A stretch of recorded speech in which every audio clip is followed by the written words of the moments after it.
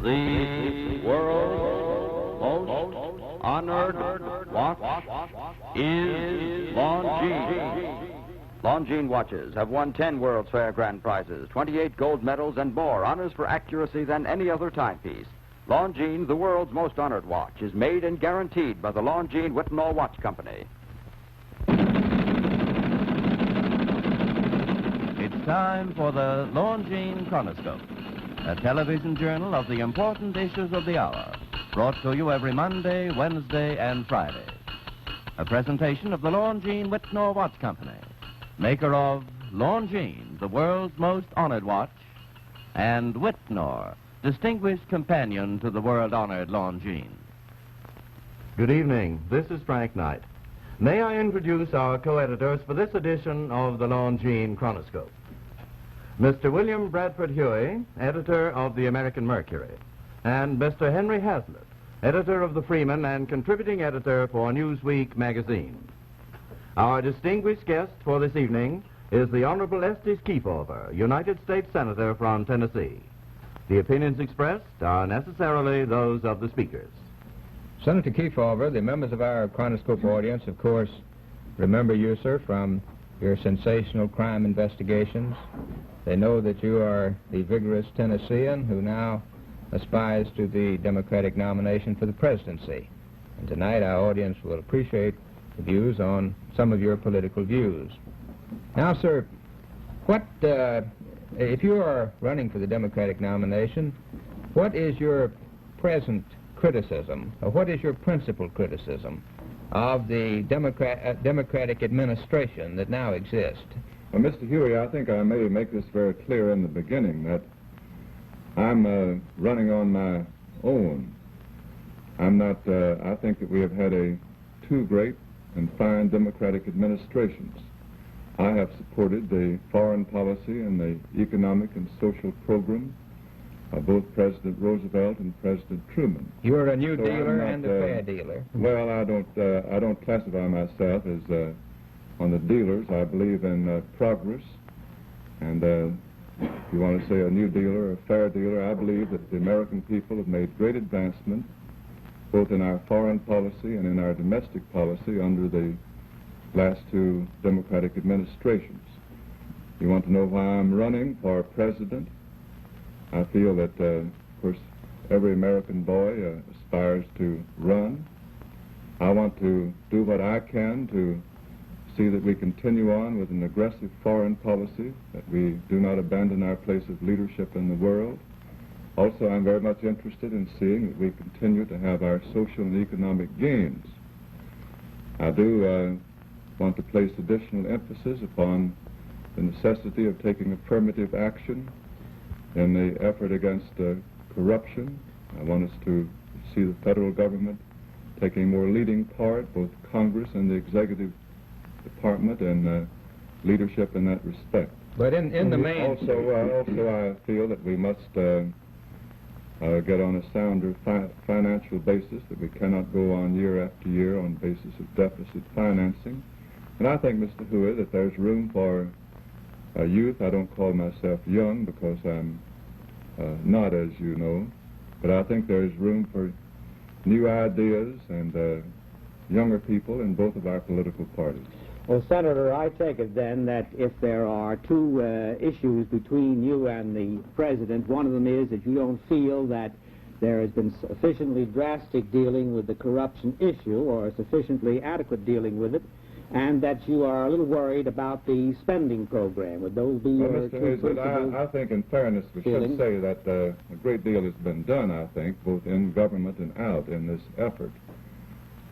But I think in Congress and in the executive department and in our country generally, at all levels of government, that we ought to place more emphasis upon the effort against the racketeer and the wrongdoer, because, of course, I have had a more intimate familiarity with the condition in the country today than perhaps some other people. So it does impress me as being something that we must take constant action all along the line and at every level of government and among our people. Well, do you think that is the leading issue, as you would see it? I'm not trying to draw issues. I'm not trying to draw issues between Mr. Truman and myself, or between anyone else and myself. I'm running because I feel that I have the qualifications, that I've had the experience, and that I have the ideas for the future of America which the American people want and which will appeal to the voters of America. Well, Senator, But of course there are differences, as you have pointed out. on basic philosophy, though, you are, since our people must make some choices in 1952, on basic philosophy, you approve most of what was done domestically and in foreign policy in the Roosevelt administrations and also in the Truman administration. Yes, that's right, Mr. Huey. And as a political figure, you want to extend the philosophy of the Roosevelt and Truman administrations. Generally, that's true, and I want to see them carried on vigorously. I think I do have some minor points of difference as to our foreign policy, but I think that we have done well in maintaining and carrying out our position of leadership in the world in the interest of peace. You are not a I think critic. I think that we did I think in the United Nations and in the Atlantic Pact that we have done things that were necessary along that line. And you are not concerned with our being overextended abroad. You believe that we do have commitments abroad and that we must continue to spend large sums of money abroad and that we must continue to station American troops abroad and be generally concerned, greatly concerned with what goes on in the rest of the world. Yes, I do. I think that we have to share our part of the responsibility along with the other nations of the North Atlantic. I think that we must join other free people in the interest of peace. I think that we must build toward a system of collective security that's going to reverse the trend of war every 25 years. Now, as to the exact commitments, as to how much we should spend on military aid abroad or economic assistance, I have a feeling, frankly, that over a long period of time, unless we get into an actual war, or unless the condition gets worse, that we are going to have to trim down even our defense spending so that we will not be bankrupting ourselves. In our Armed Services Committee, we have seen a great deal of waste, both in military spending abroad and in the handling of our armed services here. You're on the watchdog committee there. I'm on the so-called Yes. Lyndon Johnson Committee. That's right. Well, let me get this clear, sir. Though basically, you feel that the country would be better off in 1952 by electing another Democratic administration so that you could continue to carry on what's been put in motion by Roosevelt and Truman. Yes, I certainly do, Mr. Huey. I think that we should have another Democratic administration. Of course, I hope that I have a part in it, but I think it's very vital for the country that we do elect a Democrat. Because we do have a philosophy. I think the general course that we have been going is all right, is in the public interest.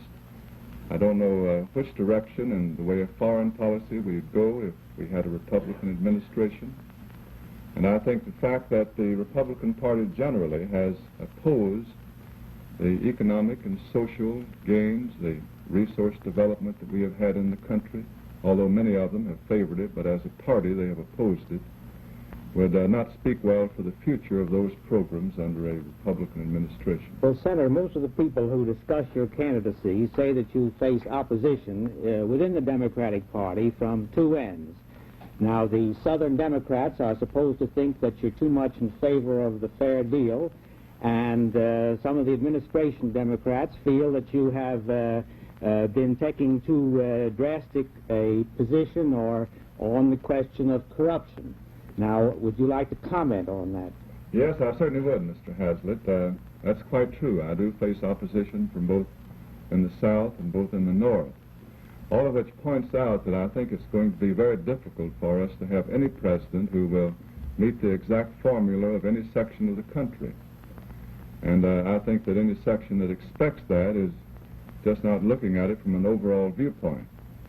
I feel that my position is one that does take into consideration the various parts of the country, and that's what I'm going to present to the people.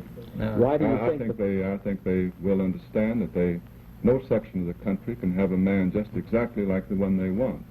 Why do you think the president first took his name out of the primaries at New Hampshire and then decided to put it back in again. Have you any theory on that? Well, Mr. Hazlitt, I have enough trouble keeping up with my own difficulties without trying to guess or speculate about somebody else's. All I know is that I read in the paper that Mr. McKinney felt that for organizational reasons that the president should go back in the New Hampshire primary. I think the idea being that the political organization there might suffer if he doesn't allow his name to remain on the primary, but I never exactly understood how that was true. Well, as a final question, Senator Kefauver, what do you think are the chief issues that will be decided by the voters in the coming campaign?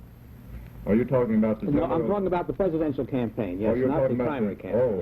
Yes. I think the general issue is the one of foreign policy. Are we going to go on and strengthen and better our foreign policy and follow through with our position of leadership, or are we going to turn back and hedge and go to some extent back to isolation? I think that's on one side, and I think on the other side that the American people are going to believe that the Democratic Party can be better trusted to carry out our social and economic program than the Republican Party. I think on those two things will be an issue. Of course, a big issue in government at this time is cleaning up any crime and corruption, taking leadership in the interest of battle against the cartel of crime. That well, thank you very much, Senator Kefauver, for being with us tonight. I'm afraid our time is up. Well, thank you, Mr. Hazlitt. The editorial board for this edition of the Longines Chronoscope was Mr. William Bradford Huey and Mr. Henry Hazlitt. Our distinguished guest was the Honorable Estes Kefauver, United States Senator from Tennessee.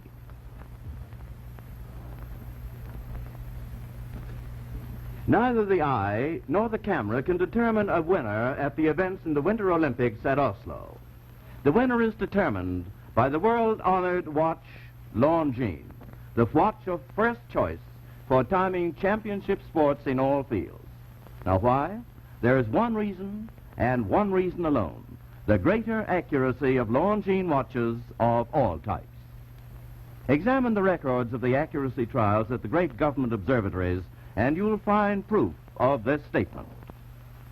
That is why championship sports in all fields throughout the world choose Longines, the world's most honored watch, for official timing. Why national and international sports and contest associations have named Longines as official watch.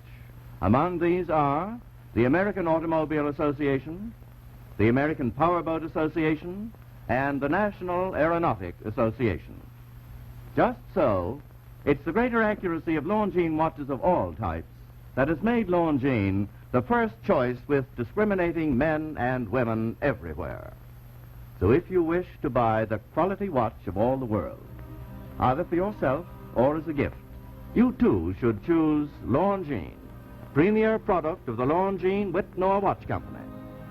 Longines, official watch, Olympic Winter Games of 1952.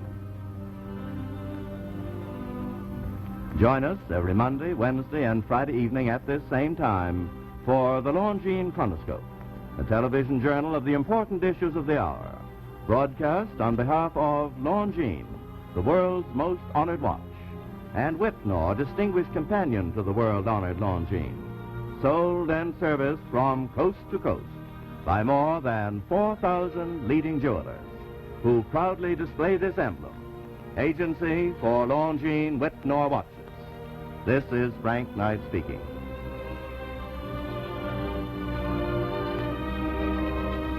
This is the CBS television